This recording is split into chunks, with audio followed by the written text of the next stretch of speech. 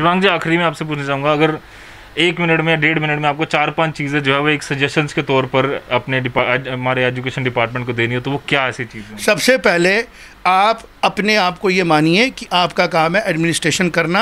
आप technical team की एक बोर्ड बना लीजिए, एडवाइजरी बोर्ड बना लीजिए, जिसमें उन लोगों को लाइए जो ग्राउंड पे सब्जेक्ट पढ़ा रहे हैं, वो जो एडवाइस दें, आपको पसंद आए लो, नहीं पसंद आए लो। एक ये एडवाइजरी बोर्ड बनाओ। दूसरा, प्राइवेट स्कूलों के रिलेटेड जो आपके मन में मिसकंसेप्शंस हैं वो ओपन डिबेट करो, ओपन पब्लिक डिबेट करो। Let us we tell people की फ़ीस क्या होती है, कैसे होती है, एक स्कूल को फ़ीस की कैसे रिक्वायरमेंट पूरी होती है, उसकी अप्रिसिएशन कैसी होती है, वेरियस डिपार्टमेंट उससे क्या मांगते हैं, वो डिपार्टमेंट को सेटिस्फाई कैसे करता है, कैसे एक स्कूल एक इकोनॉमिकल एक्टिविटी बन के कितनी एम्प्लॉयमेंट जनरेट कर रहा है, उस एम्प्लॉयमेंट से कैसे कैसे काम चल रहा है, और उसके बाई प्रोडक्ट्स एजुकेशन है, उसका बाई प्रोडक्ट पोलराइजेशन नहीं है, सोसाइटी डिवाइड नहीं हो रही है। जबकि जो फंडेड स्कूल्स हैं, यहाँ मैं बात करना ज़रूरी समझूंगा, जो फंडेड स्कूल हैं बिकॉज ऑफ काज, या वो रिलीजन प्रमोट कर रहे हैं, या वो एक रेस प्रमोट कर रहे हैं, या एक थॉट प्रमोट कर रहे हैं। जबकि एक इंडिपेंडेंट प्राइवेट स्कूल वो नॉन पॉलिटिकल होता है, नॉन रिलीजियस होता है। तो प्राइवेट स्कूलों को इनकरेज करने से आप एक होमोजीनियस सोसाइटी की तरफ ले जा रहे हैं, सेकुलर सोसाइटी की तरफ लेके जा रहे हैं।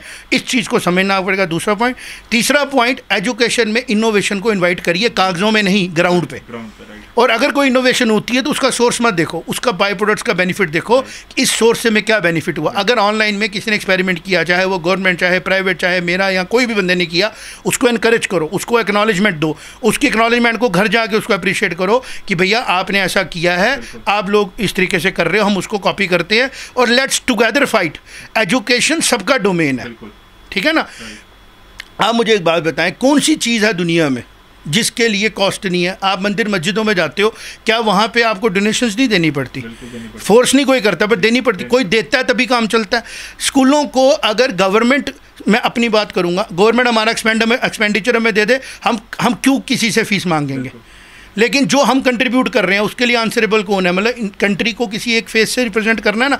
जो फेसेस हैं इन इंस्टीट्यूशंस के, चाहे वो प्रिंसिपल साहब हैं, चाहे वो डिस्ट्रिक्ट के सीईओ साहब हैं गवर्नमेंट में, आप कभी इंटरव्यू करना कि जब डायरेक्टरेट विजिट करते हैं, कमिश्नरेट विजिट करता है, एक सीईओ की सिचुएशन पोजीशन क्या होती है? एक प्रिंसिपल बेचारा ऐसे खड़ा होता है, अपना एक लीडर है वो स्कूल का, उसको ऐसे खड़ा किया होता है साइड पे जैसे वो क्रिमिनल है। ये सोच तो बदलनी पड़ेगी ना, ये सोच तो ब्यूरोक्रेसी को बदलने की पड़ेगी कि I am talking to a principal, he should be given a chair and he should be given a respectful place to talk in my office. Principal पूरा दिन सेक्रेटरीट के बाहर खड़े रहते हैं, उनको अंदर नहीं आने देते। तो वो प्रिंसिपल जो लीडरशिप स्किल ही खो चुका है, अंदर उसकी सेल्फ एस्टीम खत्म हो चुकी है, वो बच्चों की लीडरशिप कहाँ से देगा? इसलिए हम जाते ही नहीं।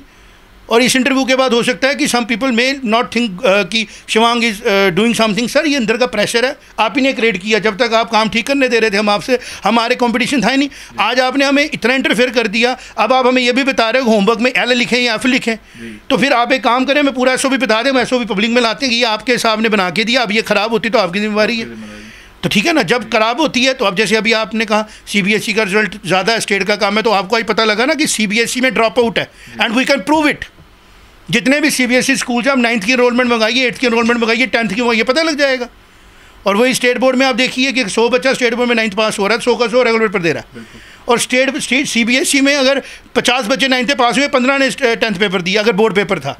और उधर भी उन्होंने गेम की, एक इंटरनल बोर्ड कर दिया, एक्सटर्नल बोर्ड कर दिया, ताकि हमारा रिजल्ट ठीक बने। अभी एक और मुद्दा है जिसके बारे में आप बात करें अथॉरिटी के साथ, जो प्राइवेट बच्चे 10th के हैं, 12th के हैं, उनका क्या करना है? रेगुलर में तो आप कह रहे हैं हम क्लास अटेंडेंस मंगाएंगे, ग्रुप अटेंडेंस में, जो प्राइवेट उनका क्या करोगे? वो भी एक बहुत बड़ा नंबर है, हज़ारों में बच्चियाँ स्टूडेंट के बोर्ड में, उनका क्या सोच रहा है बोर्ड? और ये जितना बोर्ड डिले कर रहा है उतना लॉस हो रहा है। तो मेरी रिक्वेस्ट है सबको कि एजुकेशन को please for God sake seriously लीजिए, और जो लोग सीरियसली ले रहे हैं उनको अप्रिशिएट करिए। मैं पर्सनली भी आपको रिक्वेस्ट करूँगा, जहाँ आपको लगेगा कोई और इंसान बड़ा अच्छा काम कर रहा है, हम उनको इनकरेज करेंगे, आप उनको इनकरेज करेंगे, ताकि अप्रिसिएशन से लोग मोटिवेट हो और एजुकेशन की तरफ अट्रैक्ट हो। Thank you very much.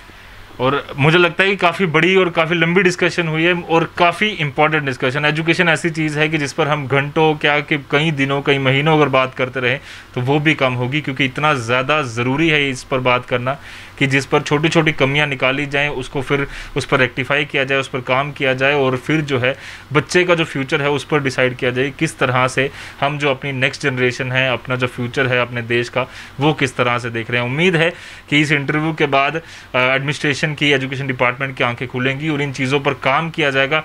At least कुछ नहीं तो मैं ज़रूर ये रिकमेंड करूँगा कि एडवाइजरी बोर्ड बना लीजिए कि जो लोग इन चीज़ों पर काम कर रहे हैं, प्रैक्टिस कर रहे हैं, उनको इन्वॉल्व कीजिए एजुकेशन डिपार्टमेंट में, ताकि जो चीज़ें निकल कर आएँ वो अल्टीमेटली बच्चों को फ़ायदा दें। दीजिए इजाज़त फिलहाल के लिए। मुझे में 11% कमल सिंह को ऐसे और खबरों के लिए, चर्चाओं के लिए, इन एक्सक्लूसिव इंटरव्यूज़ के लिए आप यूँ ही बने रहिए द न्यूज़ नाउ के साथ। धन्यवाद।